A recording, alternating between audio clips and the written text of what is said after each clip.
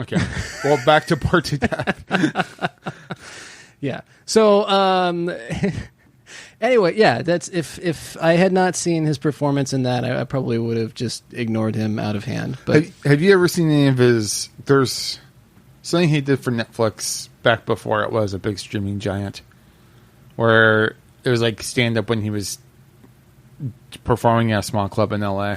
Oh, the Purple Onion thing? Yeah. Have you ever seen that? I haven't seen that one. You should check that out. Yeah. It's really funny. Okay.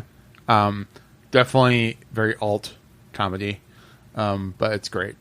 Well, I'm into I knew alt him comedy. like that's how I knew him before Hangover. And obviously he's in it because he's like a big bearded goofball. Yeah. Much like myself.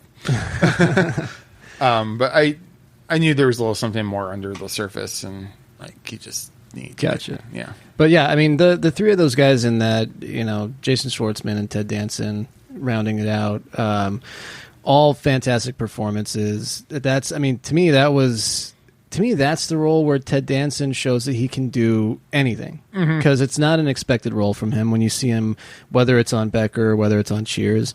He's pretty much those. Have you forgotten Three Men and a Baby? How can I? I mean, that's. I think a lot of people do, and that makes me upset. That's. But have you forgotten 3 Men and a Little Lady? Oh yeah. I always forget too. He's in Saving Private Ryan.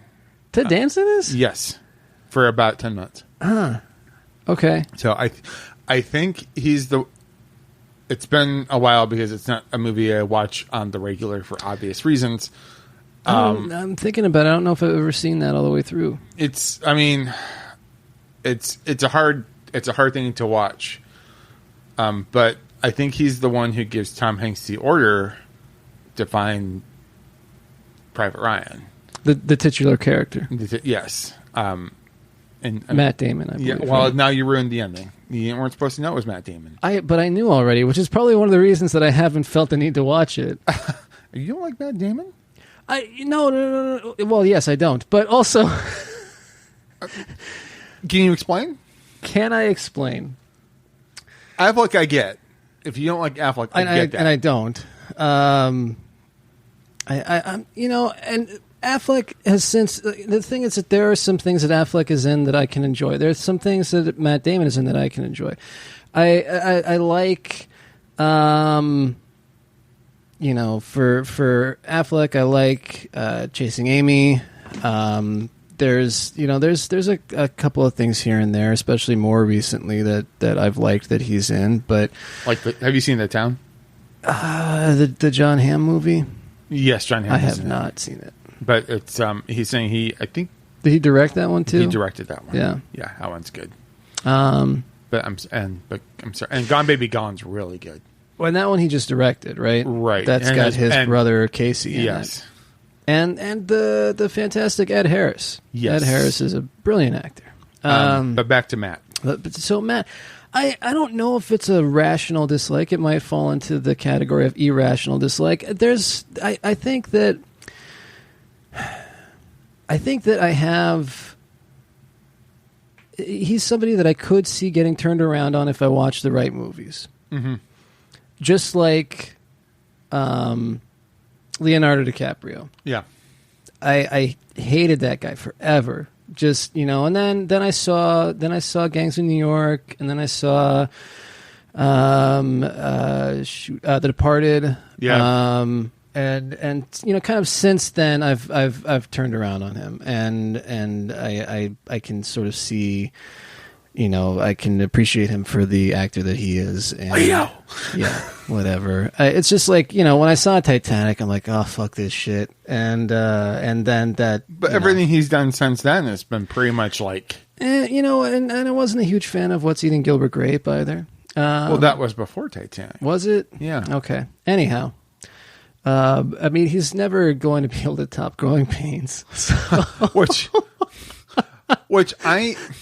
So back when the press started for Once Upon a Time in Hollywood, mm-hmm. I like to think I was the first to point out that both Brad Pitt and Leo DiCaprio both were guest stars in Growing Pains.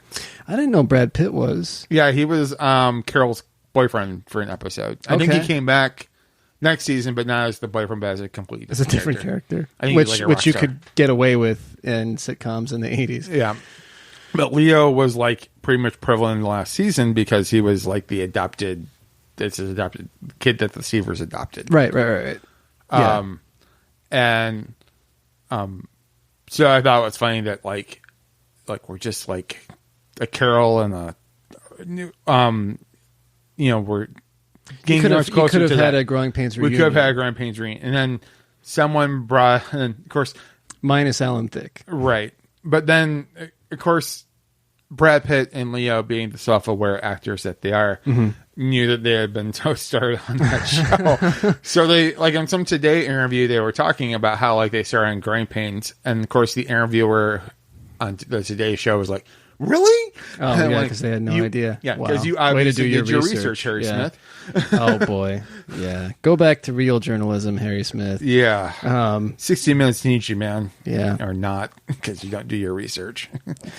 Anyway, go ahead. No, I sometimes wonder if that guy is just like, I'm doing all these... I'm sure, first of all, he's happy to still have a job, but the fact that he used to do really serious reporting. Oh, Harry Smith? Yeah. And then now he's doing these fluff pieces. Sometimes he's got to just be like another fucking celebrity I got to talk to. Oh. Yeah. I used to cover deep shit, man. Yeah. Something like that. Anyway. But back to Matt, and then we'll get back to this. No, I don't have a concrete defense for it. I just there's something about him that irritates me. He just seems pretty insufferable, and it's like, you know what? Yeah, Good Will Hunting's a fine film. I'm having trouble thinking of what since then that he's been in that I've really seriously thought, okay, there's a talent. Last year has been rough for him because he doesn't. And I didn't. He opens his mouth, so he hasn't opened his mouth. He opens his mouth, and he talks about Me Too in a way that is indefensible. Okay, but Downsizing was not good, which is a shame because I really like Alexander Payne as a director. Yeah, Suburbicon is not good. Okay, and Coen Brothers co-wrote that script, and then Clooney directed and added parts to it that add like a horror element to it. Huh. It's not good. Okay. And that's just a shame because Oscar Isaac is in it too. I mean, it's a waste. Good Will Hunting, I love. The Departed, I love. That's right. He's in The Departed too. Yep. So your two favorite actors and Jack Nicholson. Yeah. are. But I Jack. I just back in like I always felt like he and Talented Mr. Ripley. Oh yeah, okay. Yeah. I think he's he just seems like kind of a douche, like a bit of a tool, and so I don't know. That usually that compared to Affleck, I didn't seem douchey at all. Okay, well, maybe I just got a vibe. I don't know. Because Affleck, I think, is the biggest douche. Oh yeah. I mean, doesn't take away the fact that he directed The Town, and I like Argo. And I think he's a really good director. I think he's a hell of a screenwriter, and I think he killed it in Gone Girl. I can take Affleck, but he's a dick in real life, but he's a good actor. And sure, I don't know. It's not. It's whatever. Yeah. All right. I guess we can. So when the Good Place feature, but Damon's also been in Saturday Night Live where he played. He did a guest spot, but he did that Weezer skit. I didn't see it. Oh, the Weezer skit's great. Him and Leslie Jones argue about Weezer, and it's pretty much encapsulates every argument every Weezer fan has had. Okay. About everything. Like, he's the one who defends the new shit. Okay. And Leslie Jones is the one who says they haven't had anything good since Pinkerton. Gotcha. Fair enough. I've probably fallen into the latter category.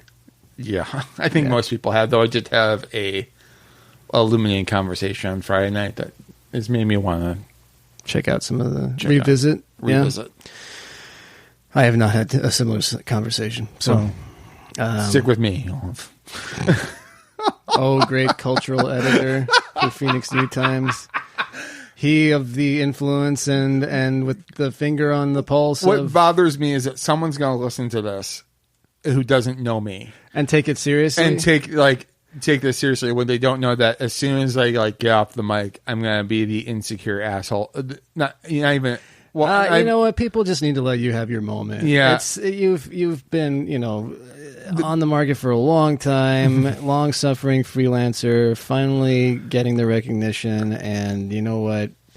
Well, and the truth is, I'm just grateful for the job, and I really want to kick ass at it. And I'm sure you'll be I'm great. honestly not like this guy. I'm having, you and I are having witty repartee, but at the end of the day, I'm just like, oh shit, I got so many articles to do.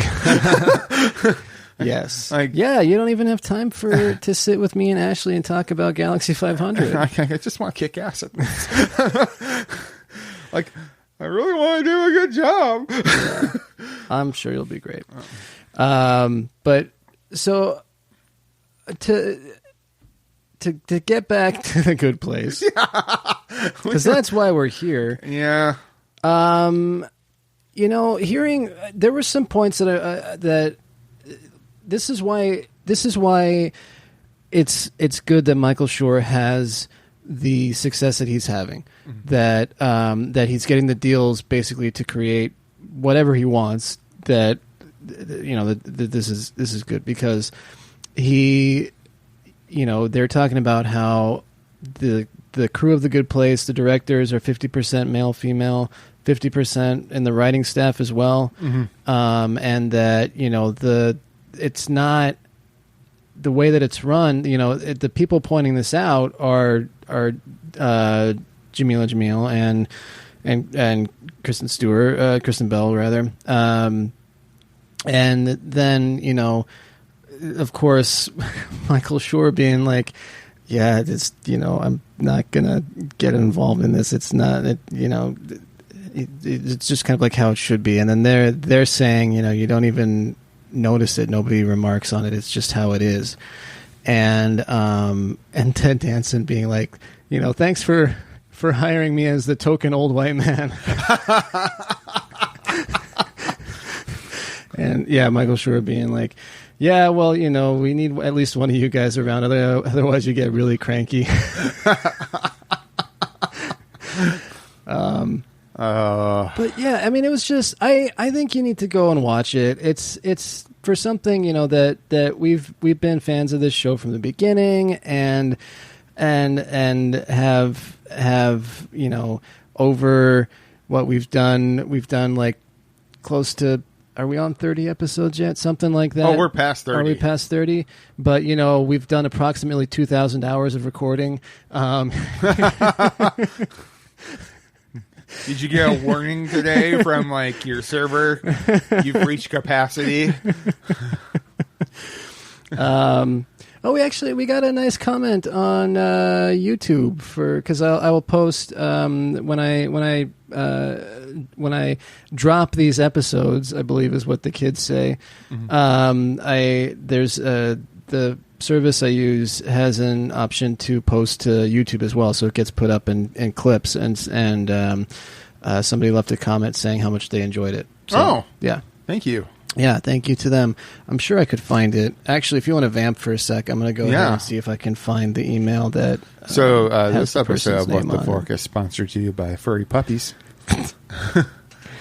Don't worry, Susu. So soft, so cuddly. Puppies. Not actual puppies. We're not bringing a dog into this. Although, you know what? First of all, I have not the room for a dog. I think that as a responsible lover of pets, of cats and dogs both, that in addition to recognizing, it's the same recognition process to me as recognizing when you shouldn't have kids. Like I think I would be a terrible father. I'm not a good candidate for kids. So having that.